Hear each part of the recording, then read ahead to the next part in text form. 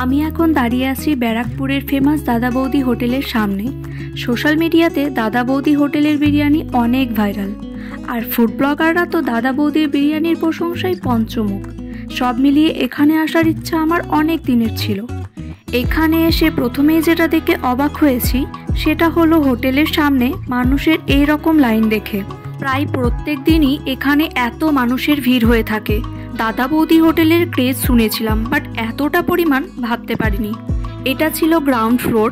এখানে 3টে সেকশন রয়েছে, ground floor, first floor and second floor. আমরা গিয়েছিলাম ফার্স্ট ফ্লোরে।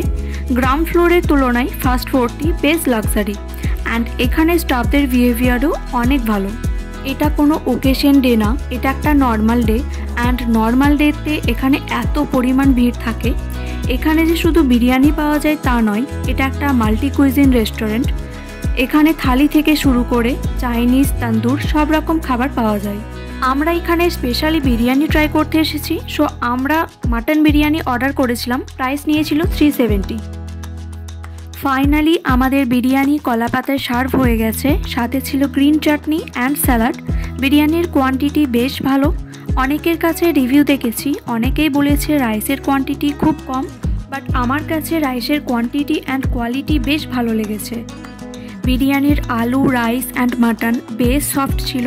মাটনের সাইজও বেশ বড় অ্যান্ড কোয়ালিটিও ভালো ছিল। বিরিয়ানি থেকে ঘিয়ের একটা সুন্দর স্মেল পাওয়া যাচ্ছিল। তবে বিরিয়ানিটা আমার কাছে একটু রিচ অ্যান্ড অয়েলি মনে হয়েছে, যেটা আমি পার্সোনালি পছন্দ করি না এত বেশি রিচ অ্যান্ড অয়েলি।